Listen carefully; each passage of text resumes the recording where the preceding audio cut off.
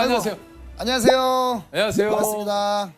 범죄자의 불법 은닉 재산을 끝까지 추적해서 찾아내는 회계사 출신 경찰이십니다. 이진아 경위님이십니다. 안녕하세요. 반갑습니다. 안녕하세요. 직접 소개를 좀 해주시죠. 예, 안녕하십니까. 저는 경비 남부청 반부패 경제범죄수사대 범죄수익 추적팀 이진아 수사관이라고 합니다. 그러시군요. 이진아 수사관님.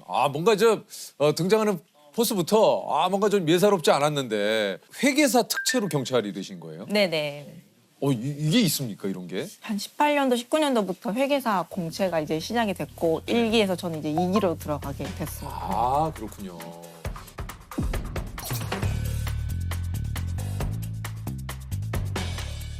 회계사 출신 경찰은 몇 명이나 있어요? 전국에 3명 정도 있습니다. 이진아 그 수사관님 저 포함해가지고. 세 분. 네. 이야. 이게 세 명밖에 없는 이유가 있습니까? 회계법인에 있다가 공무원으로 들어오면 연봉이 일단 한 3분의 1 정도 토막이 타고 네, 한 절반에서 3분의 1 정도로 줄어든다고 보시면 되고 그게 오! 이거 회계법인도 다른 게 아니고 3일 회계법인이네. 네네. 꽤 꽤가 아니라 엄청나게 엄청난 큰데요. 큰 회사로 여기. 하는데? 여기 연봉 무지하게 받으실 텐데. 그렇죠. 그럼 16년 차에 그 같은 동기분은 지금 거기 계시면 뭐 거의 뭐 이제 파트너 직전이거나 보통 매니저급, 시니어 매니저급인데 가끔씩 뭐 현타는 오긴 해요. 친구들 얘기 들어보면은. 어떤 때 좀 현타가 와요? 친구들 또 이직하면서 자기 뭐 연봉이 뭐 얼마로 올랐네 그러면 집에 오면 약간 잠이 안 오긴 하더라고요. 맞아요. 사람이. 근데 연봉을 그래도, 3분의 1로 깎으면서까지 이게 경찰 특채에 지원을 하신 거예요? 네, 그 어떤 우연한 좀 계기가 있었는데요. 네. 제가 원래 다니던 회사에서 횡령 사건이 이제 뭐 내부 감사 이렇게 해가지고 밝혀져가지고 네. 제가 회계팀에 앉아 있었는데 횡령 규모를 좀 파악을 해달라고 하는 거예요. 그래가지고 막 주말에 야근도 하고 막 햄버거도 먹으면서 막 계속 막 이렇게 보는데 이게 너무 재밌는 거예요. 막 원래 야근하면 하기 싫잖아요. 너무 짜증날 것 같은데. 왜냐면 나 퇴근해야 되는데 네, 지금 갑자기 일거리를 뚝 던져줬으니까. 네. 저 막 햄버거 막 먹으면서 감자튀김 막 먹으면서 하는데 너무 이게 재밌어가지고. 그게 너무 재밌었어요? 네, 돈이 어떻게 흘러가는지 이렇게 보는 게 너무. 이게 이제 어쨌든 전공은 회계시지만 결국 그 회계를 통해서 뭔가 범죄자를 찾아내는 거에 좀 재미를 느끼죠. 네, 약간 그래서 이런 것만 계속 하면 좋겠다라고 생각을 했었는데. 그 정도로 재밌으셨어요? 네, 그게 딱 그런 직업이 있더라고요. 아니 현재 경기 남부경찰청 범죄수익 추적 수사팀에 계신데 이 팀이 하는 일이 뭡니까? 보통 계좌로 추적을 하기도 하고요. 네. 계좌로 이제 범죄 수익금을 추적을 하기도 하고 회계장부나 뭐 세무 자료도 분석하기도 하고 압수수색도 같이 따라가서 회계장부를 압수를 해오기도 하고 네, 그래서 회계장부 있으면 이제 그걸 통해서 다른 자료들과 이제 조합을 해가지고 추적을 하기 이제 세팅을 딱 해놓죠. 보통 회계장부는 일반 계좌보다는 더 많은 이야기가 있어요. 보통 계좌는 유재석 씨가 조세호 씨한테 돈을 쏴주면은 요 2명의 이름만 남고 금액이 그쵸. 남잖아요. 근데 회계장부는 이게 어떤 목적으로 쐈는지 좀 더 많은 데이터가 있어요. 거기 안에는 한번 돈이 움직이더라도 보통 뭐 특수관계자 거래라던가 주주나 임원들에 대해서 같은 거래를 뭐 좀 더 보기도 하고 연도별로 봤을 때 조금 튀는 금액을 보기도 하고 혐의점을 뽑아내는데 적합한 분석 툴을 넣어서 보기도 하죠. 하지만 또 메인이 되는 게 이제 몰수 추징 업무인데요. 이게 이제 범죄자들이 범죄해서 이제 재산을 이제 막 모으고 은닉을 하잖아요. 그렇죠, 이제 그렇죠. 그런 걸 찾아서 기소 그다음에 판결까지 가기 너무 시간이 걸리잖아요. 근데 그 전에 그 재산들을 막 처분을 해버리면 그러면 안 되죠. 안 되니까 딱 동결시켜서 홀딩 시켜놓는 거예요. 어. 몰수 추징 보이는 근데 왜 이렇게 몰수에 이렇게 환하게 웃으세요? 짜릿하죠. 범죄를 저지른 사람들의 그거를 딱 홀딩을 해서 그것을 일단 좀 피해 보신 분들에게 돌려줘야 되니까. 아니 수사관님 주로 어떤 범죄를 다룹니까? 저는 주로 사기, 네, 그다음에 뭐 횡령, 배임, 뇌물, 그다음에 뭐 도박도 하고 네. 주 경제 범죄 이제 금융 관련해서도 이제 돈이 왔다 갔다 그러는 그 범죄에 대해서 주로 다뤄요. 그걸 주로 하십니까? 네. 요거 어떻게 적성에 딱 맞습니까? 재밌어요. 지금도 아니 근데 재밌어하시네. 막상 일로서 막 매번 그거 하면은 좀 약간 그러실 수도 있는데 너무 재밌어요. 보통 엑셀을 통해서 하는데 그 숫자를 보고 맞추고 하는 게 적성에 딱인 것 같습니다. 딱이에요. 그 쾌감. 네. 요즘 많이 보이는 뉴스 중에 하나가 기업 횡령. 예, 이런 것들이 좀 최근에 좀 많이 있었어요. 아니 근데 이게 참 한편으로는 그렇습니다. 이게 기업이라는 곳이 소위 말해서 그런 자금의 흐름 이런 것들이 굉장히 좀 시스템도 그렇고 잘 갖춰져 있지 않을까 했는데 이 알만한 그런 기업에서 이런 횡령 사건이 좀 자꾸 일어나는지 이게 참 궁금해요. 횡령이 일어나는데 보면 보통 작은 팀, 돈을 다루는 팀에 계시는 분들이 횡령을 좀 많이 일으키시는데 작은 팀에 좀 오래 있다 보면은 이 저희도 이제 프로세스를 보면 어떤 허점이 보이잖아요. 오래 있다 보면은 네네네. 그 허점, 그 허점을 이제 물고 들어가는 거죠. 대부분 그 횡령한 돈을 그 탕진을 했다라고 이제 많이들 주장을 또 하고 형량을 선고받은 뒤에는 찾지 못하는 돈은 이게 어떻게 되는 겁니까? 일단 일반적으로는 저희가 이제 형사법적 절차로 저희가 추적을 하기도 하지만 네, 회사가 민사소송을 통해서 어차피 구상권을 청구할 수 있거든요. 네. 근데 그렇게도 계속해서 아마 회사가 청구할 겁니다. 아 그렇군요. 기업 횡령을 좀 막을 수 있는 좋은 방법은 좀 없을까요? 보통 회사는 다 내부 통제 시스템을 다 갖춰놔요. 그래서 뭐 자금이 한번 꺼내질 때 뭐 우리도 은행에서 돈 꺼내가면 알림 오잖아요. 오죠. 뭐 그런 식으로 뭐 팀장님이나 뭐 부장님이나 사장님한테 뭐 알람이 가게 기초적이고 기본적인 통제 시스템만 잘 갖춰놓으면 언제든지 예방은 할 수 있죠. 근데 요즘에 혹시 그거 아세요? 농담처럼 이제 나오는 거긴 한데 소확행이라고 소소하지만 확실한 횡령이라고 해서 이게 막 떠돌아다니는데 이게 커피 믹스 10봉지 횡령입니까? 아니면은 법카로 커피를 긁고 내 포인트로 적립을 한다면 이거 횡령입니까? 이건 어떻습니까?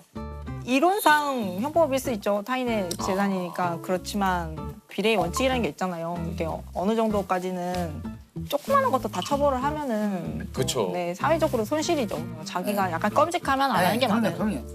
아니 그 수사관님이 맡았던 사건 중 가장 큰 규모의 사건은 뭐가 있습니까? 불법 도박 사이트가 있었는데 네, 뭐 불법 도박 사이트는 일단 좀 흔하고 일단 도금액이 너무 커요. 네. 저희가 뭐 생각하는 뭐 수십억 단위가 아니라 뭐 몇백억 단위로 움직이기 때문에 경기 남부경찰청 사이버수사대가 2013년부터 8년 동안 해외 불법 도박 사이트를 운영한 일당 3명을 검거를 했는데 요게 회원 2,000명의 판돈으로 입금한 범죄 수익만 900억. 와. 회원 2,000명이 판돈으로 입금한 900억 원의 그 차명 계좌가 발견이 됐지만 900억 원을 행방을 이걸 찾질 못해가지고 요게 이제 범죄 수익 추적 수사팀에 의뢰가 들어온 거라면서요. 네. 이게 재산이 꽤 많이 있을 텐데 도저히 못 찾겠다는 거예요. 그러니까, 행방이 묘연한 네, 그러니까 그렇죠. 범죄자들은 없다, 다 썼다. 네, 그렇습니다. 예를 들면. 네. 제가 찾아드리겠습니다. 야. 그랬더니 옆에 표정이 있던, 약간 명탐정 코난처럼. 어. 예.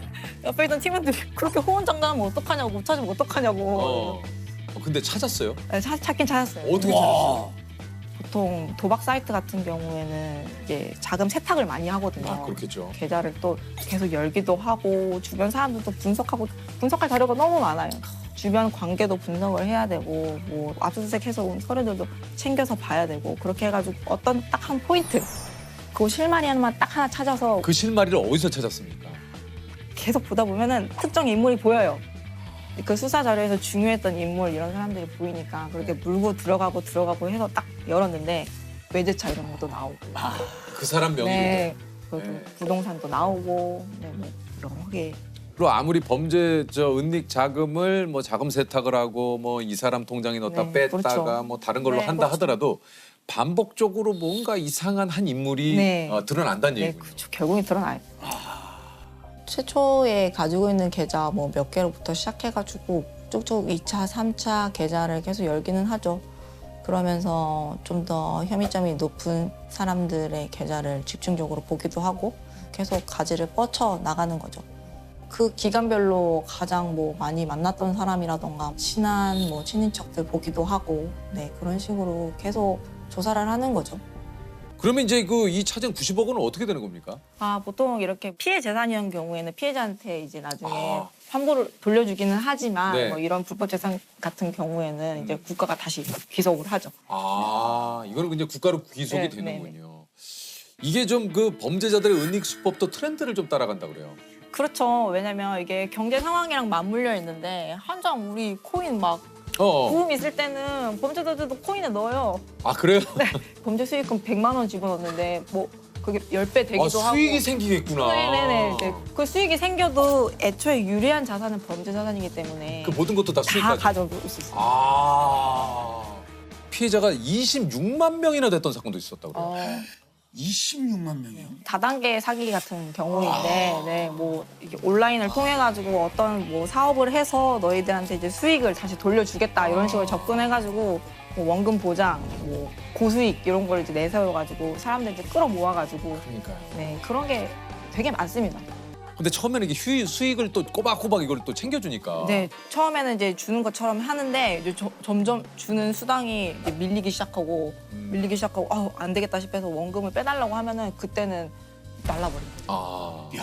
사기 수법도 나날이 진화를 그렇죠. 하는데 이게 그 SNS의 고수익 부업 투자 사기도 또 있다 그래요.